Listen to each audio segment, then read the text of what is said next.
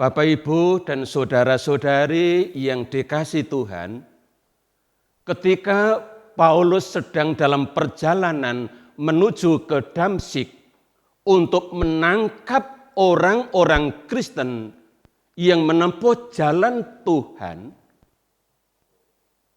di tengah hari ternyata Tuhan lebih dahulu menangkap Paulus. Sinar yang menyilaukan memancar dari langit, menguasai seluruh tubuh Paulus, sehingga dia kemudian rebah ke tanah dan matanya menjadi buta. Terpaksa perjalanan ke Damsyik harus dituntun oleh teman-temannya. Ia mengalami kebutaan selama 3 hari. Dan pada hari yang ketiga, atau setelah itu, ia disembuhkan oleh seorang murid Tuhan yang namanya Ananias. Setelah ia sembuh, bisa melihat, kemudian Ananias berkata kepada Paulus, "Berdirilah, berilah dirimu dibaptis, dan dosa-dosamu disembuhkan." Bapak, Ibu, saudara-saudari yang dikasihi Tuhan, pembaptisan Paulus oleh Ananias ini berkaitan erat dengan pertobatannya. Mengapa? Karena tempat pertobatan yang pertama dan mendasar adalah sakramen pembaptisan. Seperti diajarkan oleh gereja dalam Katekismus Gereja Katolik nomor 1427.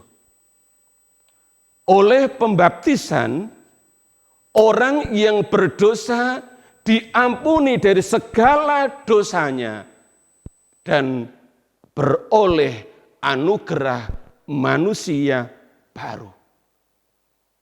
Namun saudara, pembaptisan itu tidak pernah membuat orang kebal dosa.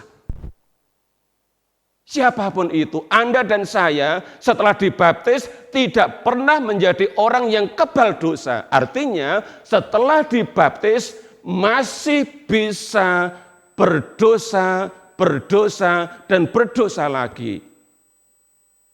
Oleh karena itu diperlukan apa yang disebut dengan pertobatan kedua.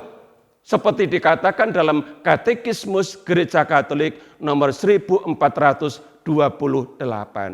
Yang dimaksud dengan pertobatan kedua adalah suatu pertobatan yang dibangun terus-menerus sepanjang hidupnya, sehari demi sehari.